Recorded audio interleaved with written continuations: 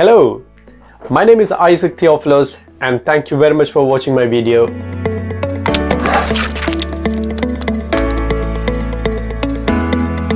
I'm a care home consultant, so what I do for a living is to help care homes to thrive through any problems that they face. You name it, business, compliance, regulatory, you tell us the problem and we will solve it for you. So today I want to talk about outstanding myths around outstanding care.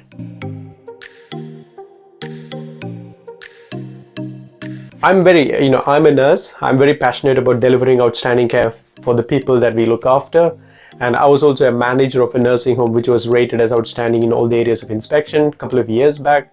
And now I have worked with so many care home providers going through different struggles and problems on their journey during the care home business. So today I want to discuss with you some myths around outstanding rating. Actually, I wrote an article for the magazine Care Home Professional. It's good to have your picture in the front of the magazine. It's always a dream to have your picture on a magazine. We all wish and we work hard for it, and this is a proof that we will get it. So I think sometimes I come across many excuses around why you shouldn't have an outstanding rating, and that really pisses me off.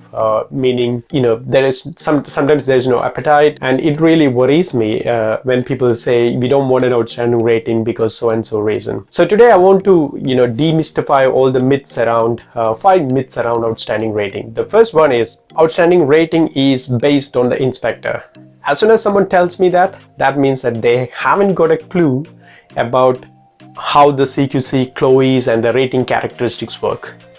Because I think if you talk the same language as the inspector does, then it is likely, and if you have prepared the evidence in order to meet the CLOE characteristics, you can actually demand outstanding rating instead of actually requesting for it. So the people who say that it's based on the subjectivity of the inspector are most likely the people who doesn't have in-depth knowledge about how an outstanding rating is delivered or granted for a care home. So I think having a good understanding about the CLOE characteristics, understanding the fundamental standards and the regulations is very, very important to demystify this thought. The second myth, there is no financial incentive to outstanding rating, which is completely untrue. I think if you look around your area, you might come across 1 or 2 outstanding rated care homes. And if you ring them and ask them what their fees are, it will be definitely 200 or 300 pounds more than your care home per week. If it's not, I'm very surprised they're not doing it already. So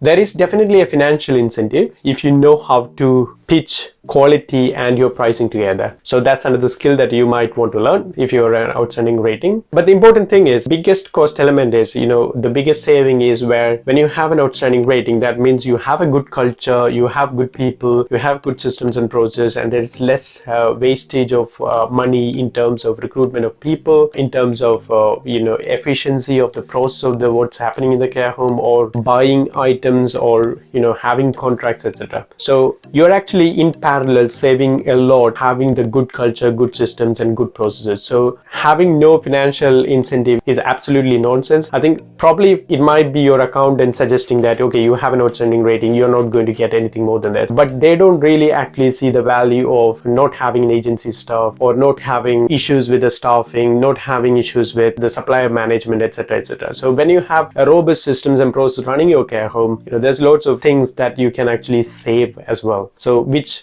doesn't normally show up on your account. So it's definitely a myth. If you're an outstanding rating, you should get paid more, and you might be already saving a lot of money. So that's myth number 2. The third myth is the manager will get poached if you get an outstanding rating. There's already a shortage of managers, registered managers in the country. So I think if you look at Skills for Care website, according to them, around 22% of the managers, or well above 20% of the managers, are changing jobs every year. So regardless of whether you have an outstanding rating or you have a good rating, your managers are always going to be headhunted.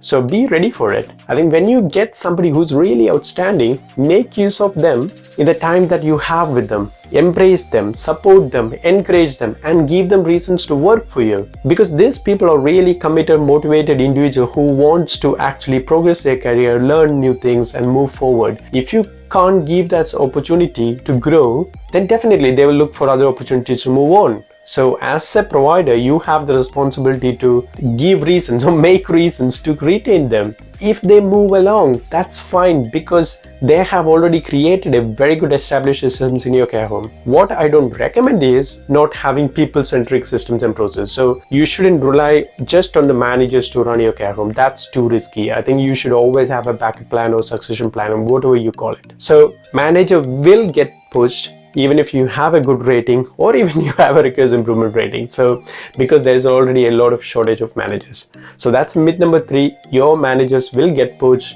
That happens regardless of what your rating is. Myth number 4, only luxurious care homes gets outstanding rating. I don't believe in that at all, because there's nothing in the Chloe characteristic says your care home has to be luxurious in order to have an outstanding rating. That's absolutely nonsense. As long as your care home is clean, safe for the people you care for, then you can actually meet a lot of criteria on other aspects where you can actually achieve an outstanding rating. So it's not a rating that is awarded only to luxurious care homes. I was a manager of a Victorian converted nursing home, which is not luxurious, which may not be classed as a luxurious, new build type of care home, but we still managed to achieve outstanding rating in all the areas. So that is baseless myth. Myth number 5, it's hard to retain outstanding rating. I think we have already covered this. It's very important that you need to have proper systems and processes based on roles rather than people. So if you focus all your systems and processes around a particular person, then when that person leaves, there's nobody within this business who to take over or have a succession planning to continue to run in the service in the same way. Then you are definitely at risk. So it's very important that you create systems and processes based on roles rather than people. So I think most of the care homes who gets an outstanding rating will definitely retain their outstanding rating on their inspection, on the next inspection. I think according to my analysis, and many people have analyzed this before, only very few percent, less than 5% of the care homes are actually losing outstanding rating because either the manager left or because the provider has changed. These are the 5 clueless, there's no reasons behind this myths. If somebody tells you outstanding rating is based on inspector, that's not true. If somebody says you there's no financial incentive to have an outstanding rating, that's not true either. The third one is the manager will get poached if you have an outstanding rating. Find a reason to make them stay. And myth number 4 is only luxurious care homes can achieve outstanding rating, which is not true either. And the last one is it's hard to retain outstanding rating. If you know the trick, you will do it next time as well. Trust me on that. So these are the 5 myths on achieving an outstanding rating, or people give reasons, baseless reasons for not achieving outstanding rating. So thank you very much for watching my video. I hope you have enjoyed it. If yes, please like and share or subscribe, and I'll continue to share my learnings from the providers that I'm working with. Thank you very much, and run an outstanding care home. Bye.